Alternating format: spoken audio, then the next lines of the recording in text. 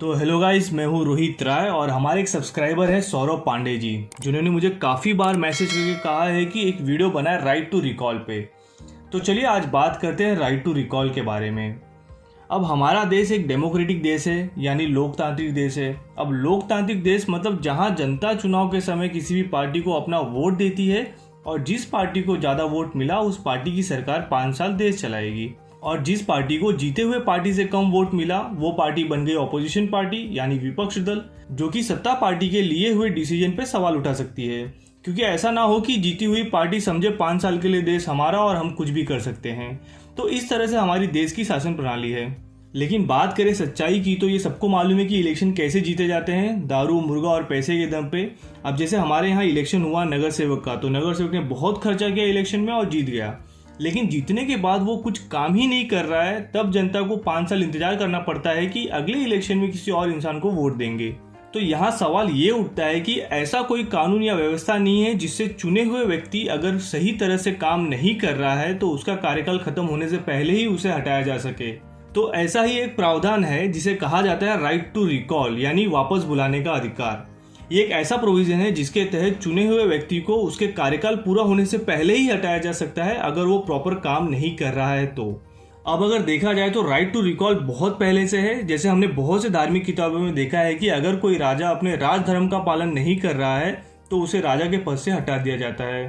तो ये right to recall ही है। लेकिन कहा जाता है कि राइट टू रिकॉल कानून स्विट्जरलैंड में बना, लेकिन अगर देखा जाए तो सबसे पहले राइट टू रिकॉल लागू किया गया था अमेरिका में 1903 में, अमेरिका के लॉस एंजलिस के नगर पालिका में।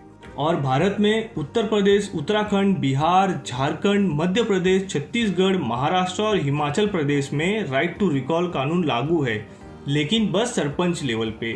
तो इन राज्यों में अगर कोई सरपंच बनता है तो 1 या 2 साल के बाद, अब हर राज्य में अलग अलग लॉकिंग पीरियड रखा है, तो जिस राज्य में 1 साल का लॉकिंग पीरियड है तो 1 साल के बाद वो सरपंच प्रॉपर काम नहीं कर रहा है तो गांव के लोग एक याचिका लिख के उस पर बहुमत लोगों का सिग्नेचर करके जिला के कलेक्टर ऑफिस में दे सकते हैं, और उसके बाद कलेक्टर वेरीफाई करेंगे और फिर सरपंच को हटाया जा सकता है। लेकिन ये इन राज्यों में बस सरपंच लेवल पे ही है राइट टू रिकॉल।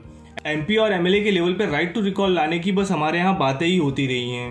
1974 में सीके चंद्रअप्पन ने लोकसभा में बिल रखा था राइट टू रिकॉल के लिए, जिसका समर्थन अटल बिहारी वाजपेयी ने भी किया था, लेकिन ये बिल पास नहीं हुआ। उसके बाद अन्ना हजारे ने भी इसके लिए बोला, फिर सोमनाथ चटर्जी ने भी बोला, उसके बाद 2016 में वरुण गांधी ने भी बोला, लेकिन ये बिल पास नहीं हुआ। The representation of people act 1951 के तहत अगर किसी जनप्रतिनिधि ने कोई घोटाला किया या किसी तरह से वो दोषी पाया जाता है तब उसे हटाया जाता है। लेकिन वोटर्स के पास ऐसा कोई राइट नहीं है कि चुने हुए व्यक्ति को हटाया जा सके। अब वोटर के पास जब ये अधिकार है कि किसी को जनप्रतिनिधि बना सकते हैं, तब उसके पास ये भी अधिकार होना चाहिए कि अगर वो जनप्रतिनिधि सही तरह से काम नहीं कर रहा है तब उसे हटाया भी जा सके। लेकिन राइट टू रिकॉल इसलिए नहीं लाया जा रहा है क्योंकि अगर जनता एक एक करके सारे एमपी और एमएलए को हटाने लगेगी तो बार बार इलेक्शन करवाना पड़ेगा नए जनप्रतिनिधि चुनने के लिए। और आपको मालूम ही है भारत में इलेक्शन करवाने में बहुत पैसा खर्चा होता है, तो इसलिए ये नहीं लाया जा रहा है। लेकिन जिस तरह से आजकल देश का माहौल हो गया है, इसमें राइट टू रिकॉल लाना जरूरी हो गया है, क्योंकि जब राइट टू रिकॉल होगा तब जनप्रतिनिधि में डर होगा अपने पद से हटाए जाने का, और तब वो लोगों के लिए प्रॉपर काम करेंगे।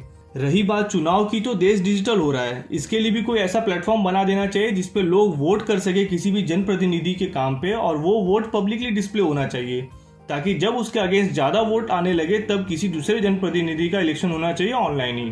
तो आई होप गाइस आपको ये वीडियो अच्छा लगा होगा। तो अभी के लिए बस इतना ही, आपसे लेता हूँ विदा, धन्यवाद।